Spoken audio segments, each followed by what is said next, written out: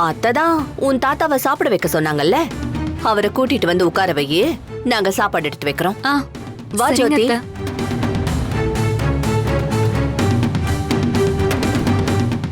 ஏ அர்ச்சனா, நீ நந்து கிட்ட நைஸா பேசி அவனை வெளியில கூட்டிட்டு போயிட. எதுக்கு?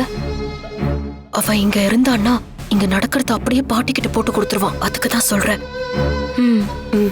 ரொம்ப சந்தோஷமா இருக்கு பவி. சம்பந்தி அம்மா பேசினதை கேட்கும் போதே நீ இந்த வீட்ல எந்த குறையும் இல்லாம இருக்கேன்னு தெரியுது. ஆமா தாத்தா, பாட்டி எனக்கு பயங்கர சப்போர்ட். அவங்க கூடவே நான் ஆபீஸ் கூட்டிட்டு போயிட்டு எல்லாத்தையும் சொல்லி கொடுக்கறாங்க தெரியுமா? வாங்க தாத்தா. இவங்களெல்லாம் ஞாபகம் இருக்கா தாத்தா? அது டிடி, இது அர்ச்சனா, இது நந்து தாத்தா. எல்லாரையும் ஞாபகம் இருக்குமா? சின்ன வயசுல பார்த்தது நல்லா வளர்ந்துட்டாங்க. ஆமா தாத்தா. ஏய், நீ ஒரு சப்ஜெக்ட்ல டவுட் கேட்டிருந்தல்ல, அத நான் சொல்லி தரேன், என் கூட வா. ஏய், உனக்கே ஒண்ணும் தெரியாது, நீ எனக்கு சொல்லி தர போறியா? வேற யார்கிட்டயாவது போய் சொல்லு. சரிங்க தாத்தா, வாங்க நம்ம போய் சாப்பிடலாம். வாங்க. உட்காருங்க தாத்தா, பாத்து.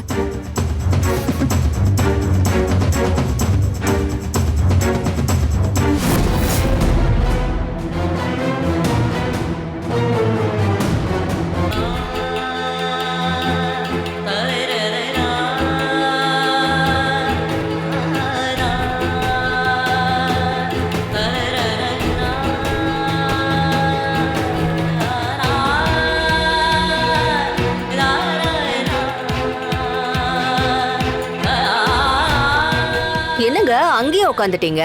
வாங்க வந்து சாப்பிடுங்க.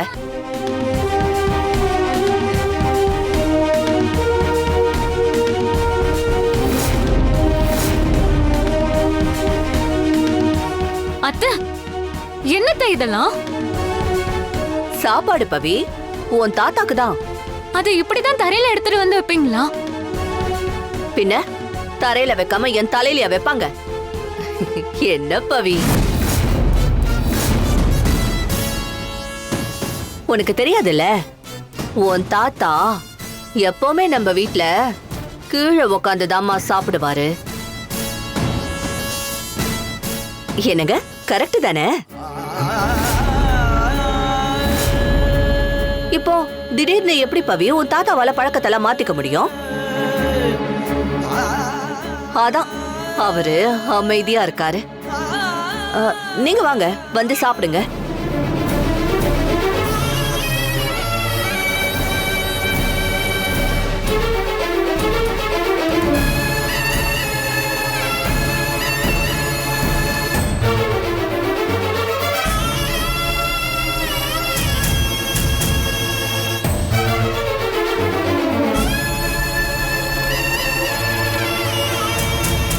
ஜோதி ஜோதி, போதும் இரு.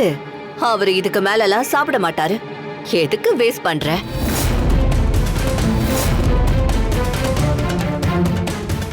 என்ன பாக்குறீங்க? சாப்பிடுங்க.